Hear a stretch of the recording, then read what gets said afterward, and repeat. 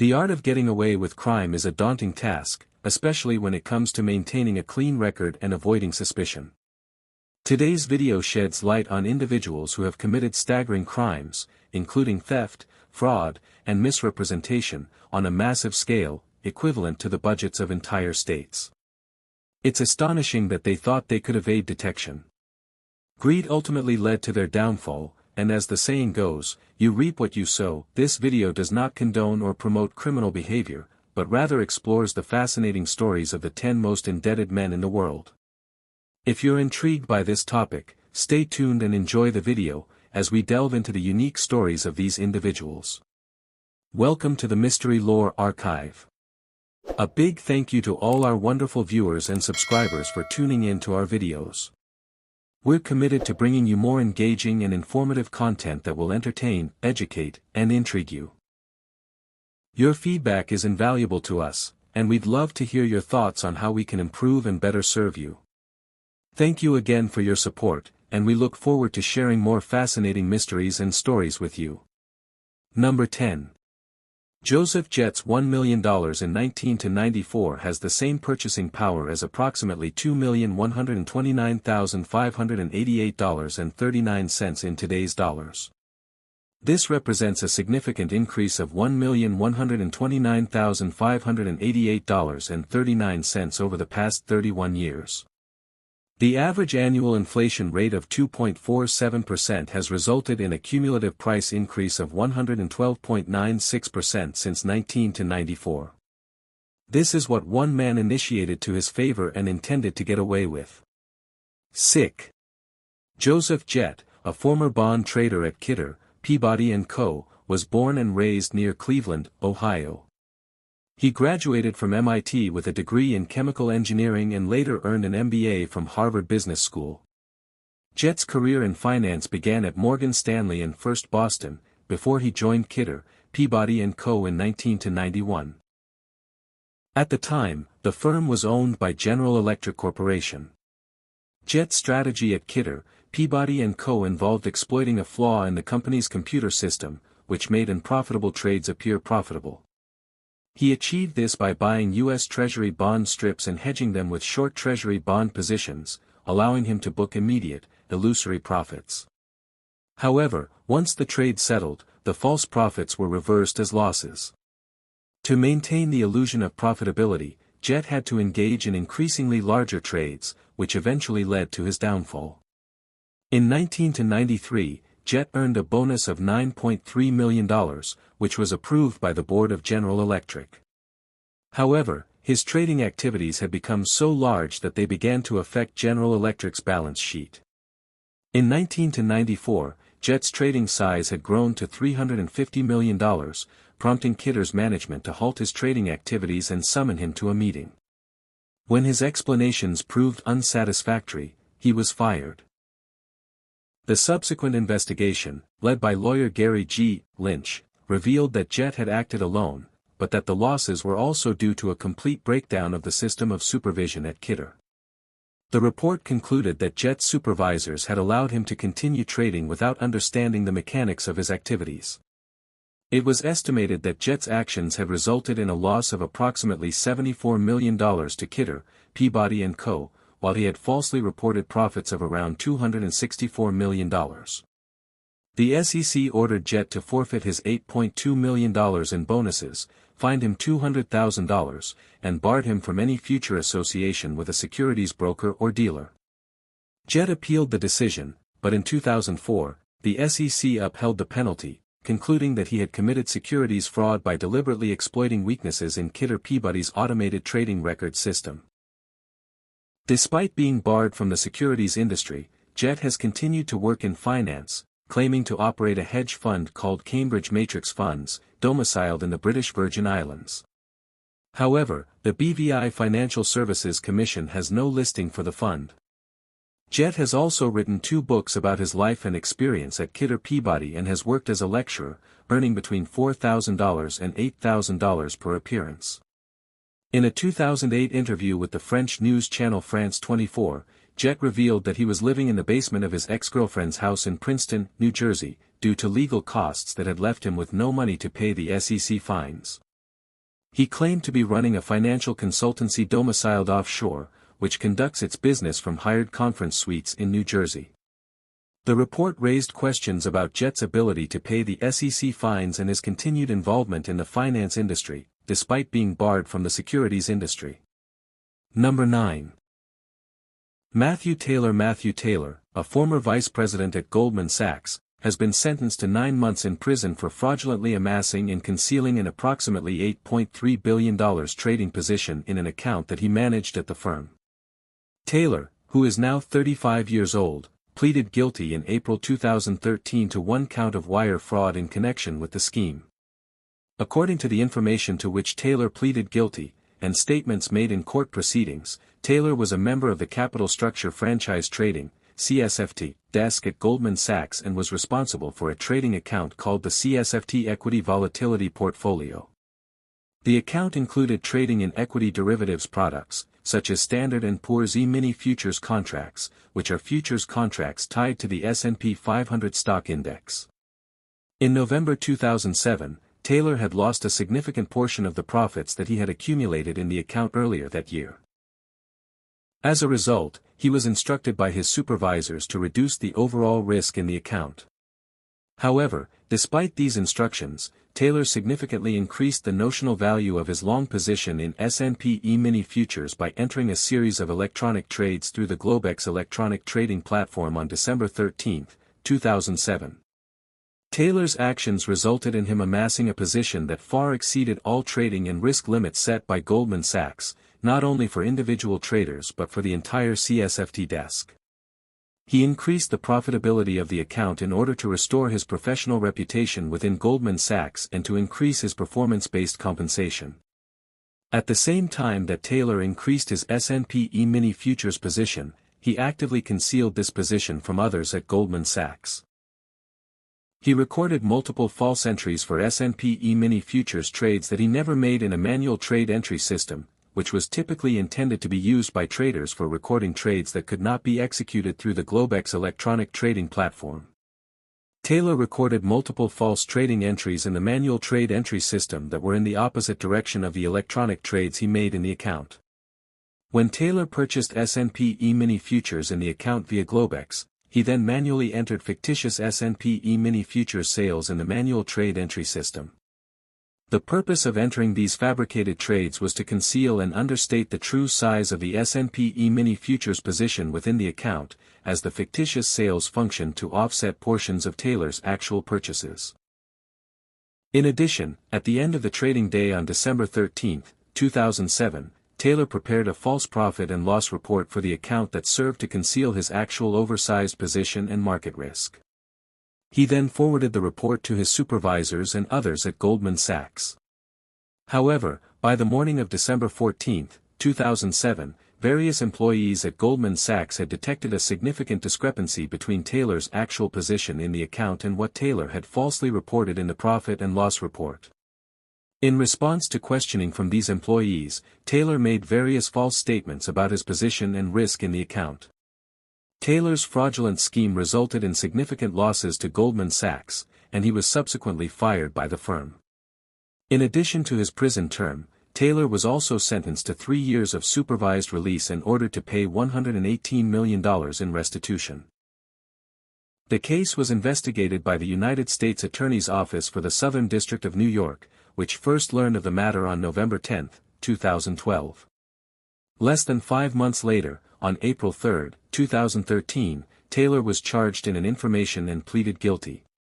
Taylor, who is now living in Florida with his wife and 2 children, has attempted to rebuild his life after the scandal. He and his wife have started a pool cleaning business, and Taylor has spoken publicly about the lessons he has learned from his experiences.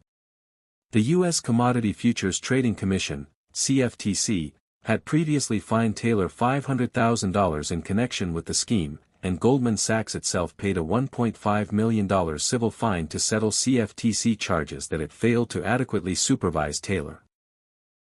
The case has been criticized as a paradigm of everything that is wrong with Wall Street and the regulators charged with protecting the public, and has raised questions about the effectiveness of regulatory oversight and the culture of risk-taking on Wall Street. In a statement, Preet Bharara, the United States Attorney for the Southern District of New York, announced the sentencing and noted that Taylor's actions had resulted in significant losses to Goldman Sachs and had undermined the integrity of the financial markets. Number 8. The Untouchable Four. In March 2004, the Australian Prudential Regulatory Authority, APRA, Australia's banking regulator, demanded that National Australia Bank, NAB, strengthen its risk management practices. This directive came after a major scandal on NAB's currency options desk led to losses exceeding $252 million Australian dollars. APRA criticized the bank's leadership for ignoring warning signs of questionable trading activity. By June 2005, Luke Duffy, the former head of the trading desk, was sentenced to 29 months in prison after admitting to charges linked to the scandal. His sentence was later reduced to 29 months, with eligibility for parole after 16 months, due to his cooperation in providing evidence against his colleagues. A few months earlier, in April, another trader involved, Johnny Gray, received a 16-month prison sentence after also pleading guilty and agreeing to assist prosecutors. On November 10, NAB announced it had issued compensation claims against two brokers, ICAP plc and BGC Partners, seeking over $539 million Australian dollars, approximately $645 million. The bank alleged the brokers were partly responsible for the losses. ICAP denied any liability, stating it would vigorously defend itself, while BGC Partners similarly refuted NAB's claims, asserting the losses stemmed from the traders' actions and the bank's internal failures. The scandal saw further legal developments in May 2005, when a jury convicted two ex-NAB traders, David Bullen and Vincent Ficarra, of multiple charges. Bullen was found guilty of 17 out of 19 charges, including falsifying trades and abusing his position for personal gain, while Ficarra was convicted on 12 counts, one of which involved dishonestly securing a bonus. During the trial, it emerged that both men had fabricated trades to conceal escalating losses, believing such actions were common practice within the team and carried out under managerial direction. Their aim had been to meet the bank's performance targets. A Victorian court delivered its verdict shortly after, convicting Bullen and Ficarra on numerous counts of obtaining financial benefits through deceptive means. Sentencing followed, with Judge Jeff Chettle condemning NAB's profit-focused culture, which pressured traders to take excessive risks. He sentenced Bullen to 3 years and 8 months in prison, with parole eligibility after 2.5 years. Ficarra received 2 years and 4 months, with a minimum term of 1 year and 3 months.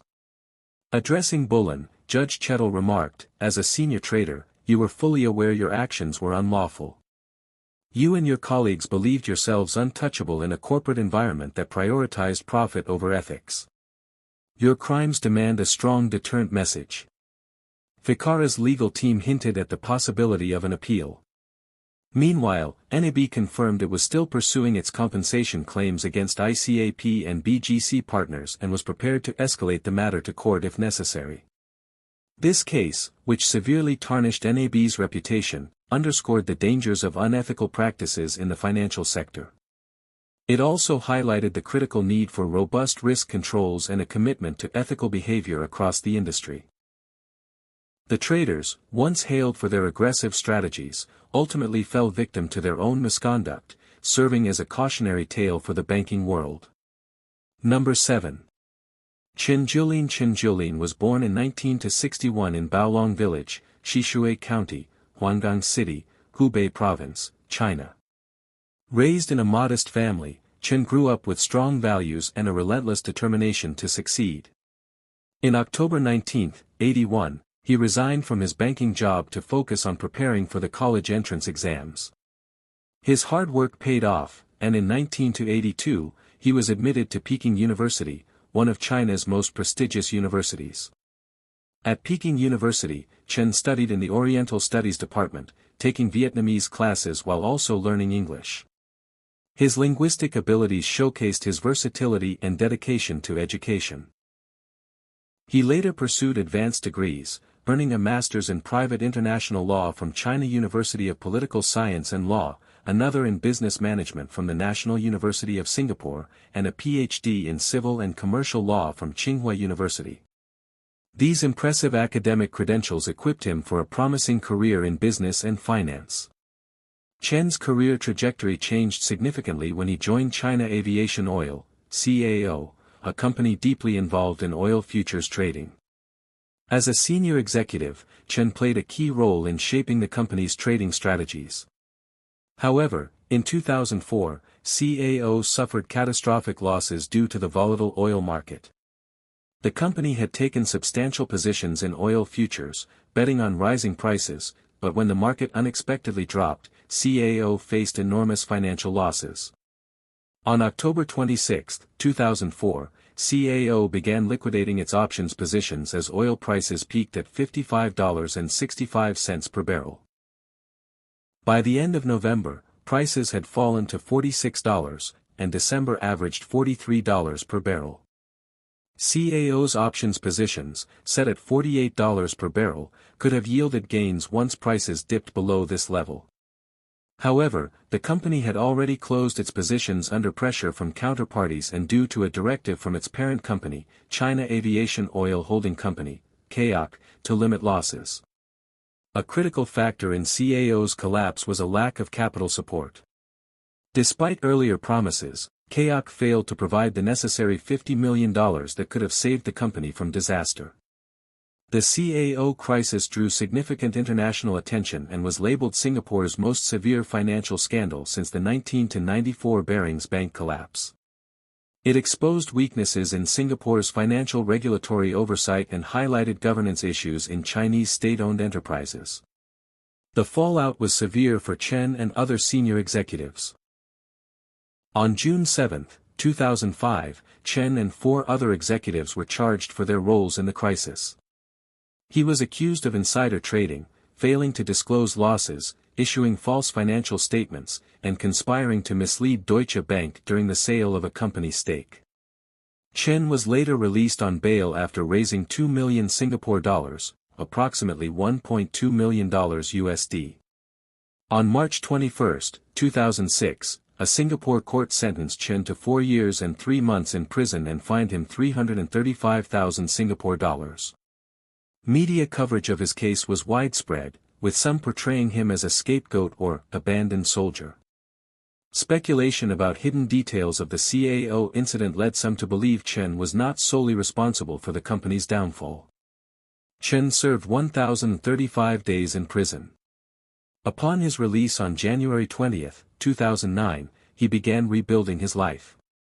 In 2010, he was appointed vice president of China Gezhouba International Engineering Company, Limited, a state-owned enterprise. However, this decision sparked public controversy. According to China's state-owned assets law, individuals responsible for significant state asset losses are barred from holding senior management positions in state-owned enterprises. Despite the controversy, Chen's appointment was upheld. The CAO scandal and its aftermath highlighted critical issues in corporate governance, risk management, and accountability within state-owned enterprises. Chen's rise, fall, and return to the corporate world remain a subject of debate and reflection on leadership and responsibility in high-stakes industries. Number 6.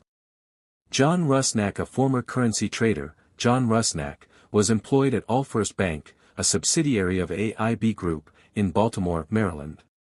In 2002, Rusnak's risky trading decisions resulted in a staggering $691 million loss, which he attempted to conceal. His actions ultimately led to one of the most significant cases of bank fraud in history. On January 17, 2003, Rusnak was sentenced to 7.5 years in prison as part of a plea agreement with U.S. prosecutors. He could have faced up to 30 years in prison, but the reduced sentence was a result of his cooperation with the authorities. During his incarceration, Rusnak participated in a drug treatment program and earned good behavior credits, which contributed to his early release. In June 2008, Rusnak was transferred to a halfway house, and later, in September 2008, he was placed under home confinement. He was finally released from home confinement on January 5, 2009, after serving less than 6 years. As a condition of his probation, Rusnak was required to pay $1,000 per month for 5 years. Upon his release, Rusnak became an advocate for second chances, particularly for individuals re-entering society after incarceration and those struggling with addiction. He currently serves as the executive director of Uncuffed Ministries, an organization that works with juveniles incarcerated in adult detention facilities. Rusnak's case had significant consequences for his former employer, AIB Group. The company sold Allfirst Bank to M&T Bank of Buffalo, New York, in July 2003, retaining 23% of M&T stock. Although the scandal surrounding Rusnak's actions was widely reported, the merger talks had actually begun prior to the revelation of the losses. The banking environment at the time made the merger inevitable, and over 1,100 Allfirst employees lost their jobs as a result of the sale. Rusnak remains responsible for repaying the $691 million he lost, although the amount he pays back will depend on his future earnings. His story serves as a cautionary tale about the risks of unchecked trading practices and the importance of accountability in the financial industry. Number 5. Toshihide Eguchi. Toshihide Eguchi's journey from an ambitious student to a notorious figure in the financial world is a tale of ambition, deception, and eventual redemption. Born and raised in Kobe, Japan, Eguchi's life took an unexpected turn at the age of 19 when he traveled to the United States to visit his father, who was temporarily stationed in New York for work. Captivated by the dynamism of American life, Eguchi chose to stay, enrolling at Southwest Missouri State College to study psychology. To support himself, he worked as a truck salesman and later married Roma Maria Testa, embracing his new life in America. After graduating, Eguchi entered the financial sector, securing a position at the New York branch of Daiwa Bank. Initially placed in the securities custody department, his sharp intellect and work ethic earned him additional responsibilities as a portfolio manager in 1980. However, just 3 years later, his career veered off course when he incurred a $70,000 trading loss in Federal Reserve notes. Paralyzed by fear of losing his job and reputation, Eguchi made a fateful decision to hide the loss and recover it through further trading, a choice that would set the stage for years of escalating deception. As his responsibilities grew, so did his secret trading activities. By 1989, Eguchi and his team placed a massive $3 billion bet on U.S. Treasury bonds, resulting in an astronomical $350 million loss. Although the New York Federal Reserve initiated an investigation, Daiwa's leadership managed to obscure the full scale of the disaster. Eguchi's ability to mask the losses earned him a promotion to executive vice president in 1991, but his illicit activities only deepened. In 1993, Daiwa was forced to admit to the Federal Reserve Board that it had engaged in deceptive practices, prompting a formal reprimand. Yet, Eguchi's mounting losses remained undetected, protected by a web of lies and forged documents. His secret unraveled 2 years later when he penned a detailed confession letter to Daiwa's president, revealing that his unauthorized trades had amassed over $1 billion in losses.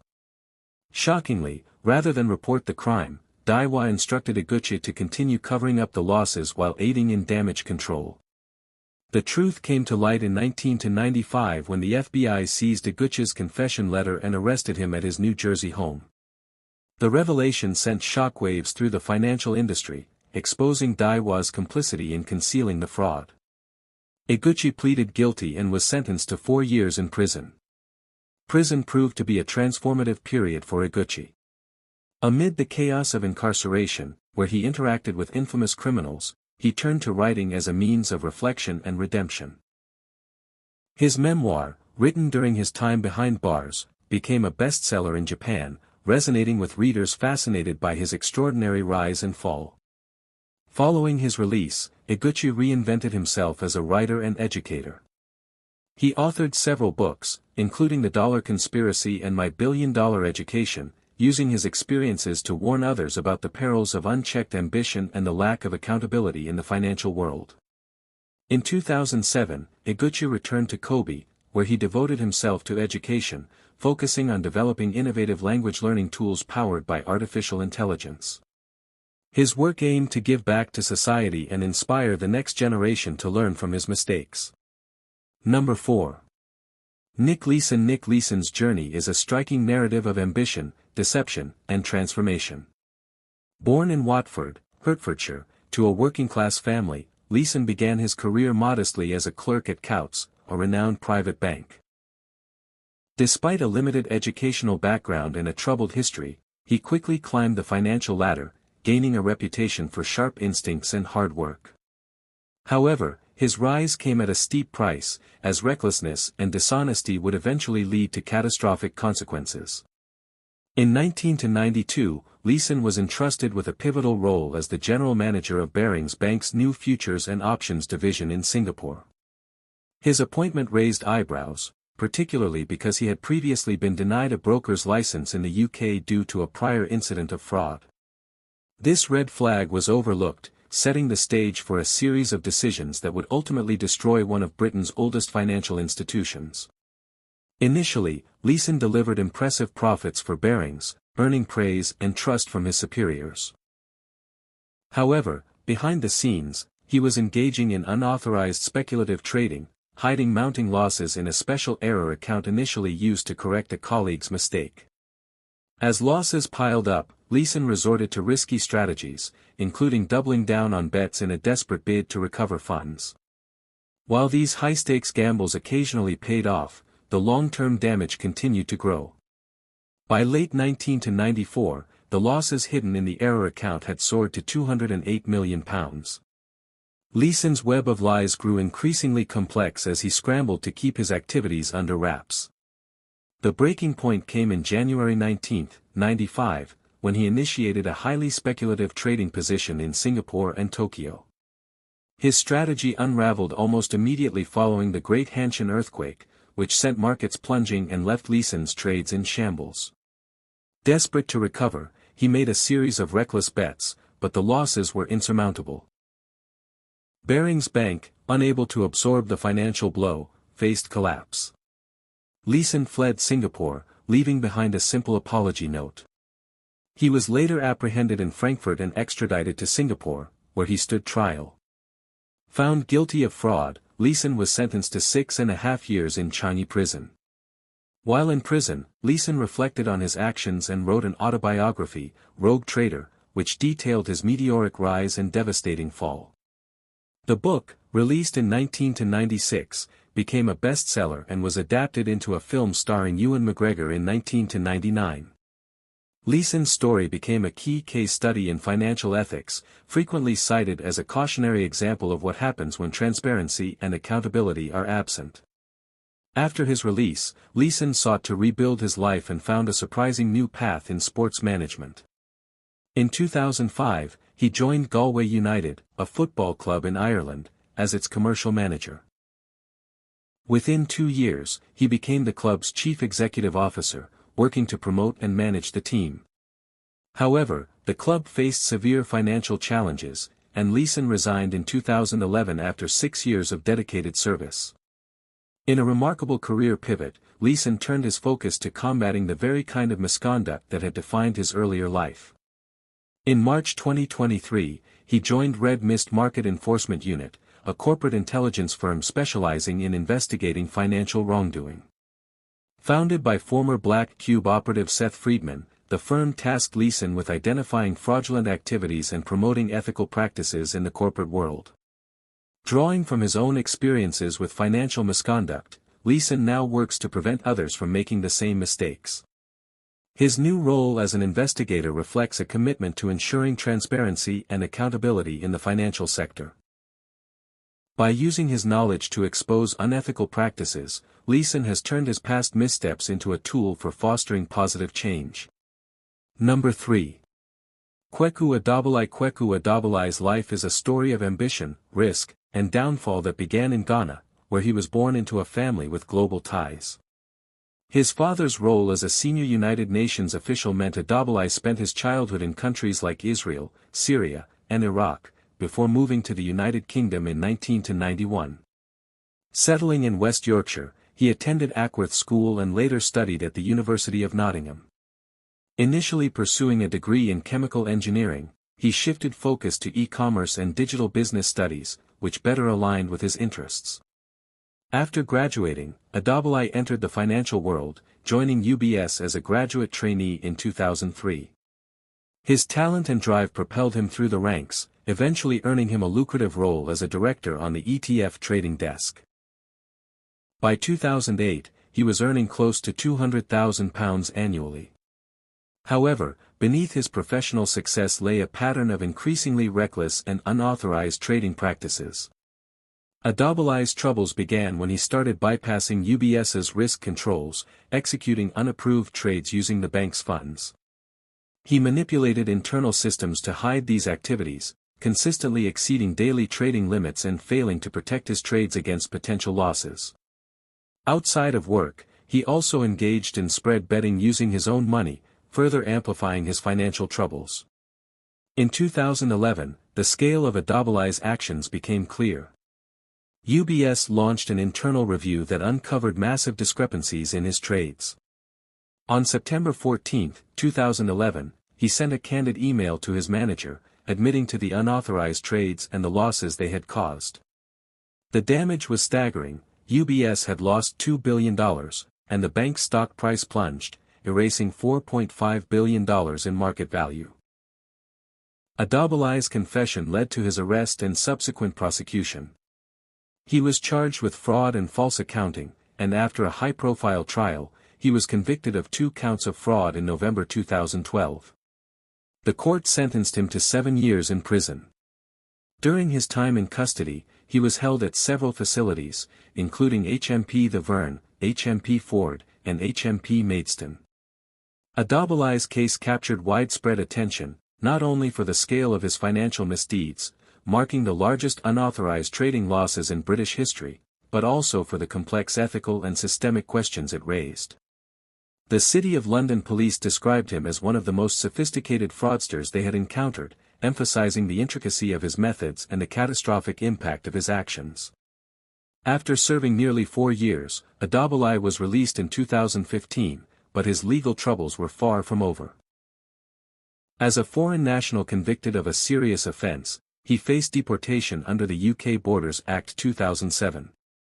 Despite having lived in the UK for over 20 years, his lack of British citizenship meant he was subject to automatic removal. Number 2. Yasuo Hamanaka. Yasuo Hamanaka, born in 1950, rose to prominence as the chief copper trader for Sumitomo Corporation, one of Japan's largest trading companies. Known for his aggressive tactics, he earned the nickname Mr. Copper, and became infamous as Mr. 5% for controlling a staggering 5% of the world's annual copper supply. His dominance in the copper market made him a legend in the industry, but his ambition would eventually lead to a dramatic downfall.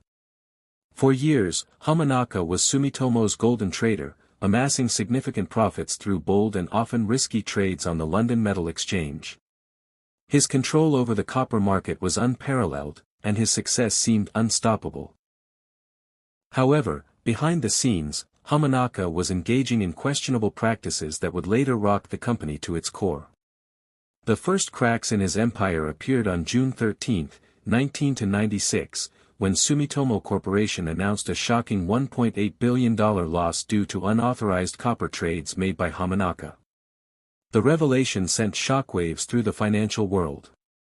Debate ensued over whether Hamanaka had acted alone or if his actions had been tacitly approved by higher-ups within the company. Regardless, the losses were staggering, and Sumitomo's reputation was in tatters. As investigations continued, the scale of the disaster grew. By September 19, 1996, Sumitomo disclosed that the losses were far greater than initially reported, $2.6 billion, 285 billion yen. The once dominant trader, who had held sway over the global copper market, was now at the center of one of the largest trading scandals in history. In 1998, Hamanaka faced justice. He was convicted of falsifying documents and engaging in unauthorized trades that had led to the monumental losses. Sentenced to 8 years in prison, he became a cautionary tale of unchecked ambition and the dangers of speculative trading. After serving 7 years, Hamanaka was released in July 2005, 1 year early. There is a fine line between success and disaster in the high-stakes world of trading. Once celebrated as a market titan, he became a symbol of the risks of overreach and the consequences of operating without accountability. Today, his legacy serves as a lesson for traders and corporations alike. Even the most powerful can fall. Are there any honorable mentions you feel I skipped? Let me know in the comments section what names they are. And now we're at our number 1. Jerome Kerviel. It's impossible to talk about rogue trading, fraud and high-risk exploration of the financial market without including him. In the quiet town of Pont-l'Abbé in Brittany, Jerome Kerviel grew up in a modest household. His mother, a former hairdresser, and his father, a blacksmith, raised him with a strong sense of diligence and perseverance. With these values instilled in him, Kerviel pursued higher education at Lumière University Lyon II, where he earned a master's degree in finance, focusing on the organization and oversight of financial markets. After completing his studies, Kerviel began his career at Société Générale, one of France's largest banks. Starting in the middle office as a compliance officer, he gained valuable insights into the bank's operations. By 2005, his hard work earned him a promotion to the Delta One products team in Paris, where he worked as a junior trader. In this role, Kerviel specialized in identifying price discrepancies between equity derivatives and cash equities, a highly technical and demanding task that required sharp analytical skills. Yet behind the facade of a dedicated employee, Kerviel began to exploit his position. In late 2006, he started executing unauthorized trades, fabricating transactions within the bank's systems to hide his activities. At first, the trades were relatively minor, but over time, their frequency and scale grew exponentially. To avoid detection, Kerviel would close these trades within a few days, staying one step ahead of the bank's monitoring systems. The situation spiraled out of control by early 2008. On January 19, Société Générale uncovered the staggering extent of Kerviel's unauthorized trading. He had amassed positions worth €49.9 billion, more than the bank's entire market value. In the scramble to unwind these trades, Société Générale suffered a devastating loss of €4.9 billion, one of the largest in banking history. The revelation shocked the financial world and put Kerviel at the center of a global scandal. During the ensuing investigation, Kerviel's defense argued that the bank's management had been aware of his risky strategies but chose to ignore them as long as they were profitable. They pointed out that by the end of 2007, Kerviel's trading activities had generated €1.4 billion in profit for Société Générale, suggesting that the bank's oversight systems were either negligent or complicit. Kerviel was eventually taken into custody and faced multiple charges, including breach of trust and unauthorized use of computer systems. His trial began in June 2010, attracting intense media scrutiny. In October of that year, he was convicted and sentenced to 5 years in prison, with 2 years suspended. He was also ordered to pay €4.9 billion in restitution, a figure widely regarded as symbolic given its sheer size. Kerviel's legal battles continued as he appealed his sentence. In 2014, the Court of Appeal in Versailles ruled in his favor on some points, reducing his prison term to 3 years with an additional 2 suspended. The court also determined that Kerviel did not have to repay the €4.9 billion. In a further twist, the court found that Société Générale had unlawfully dismissed him. Kerviel was released from prison later that year, having served just under 5 months. And it's a wrap. Thank you for tuning in. If you'd like to stay up to date on more breaking news, compelling stories, and thought-provoking updates, please consider subscribing to our channel. Don't forget to hit the notification bell to ensure you never miss a new video.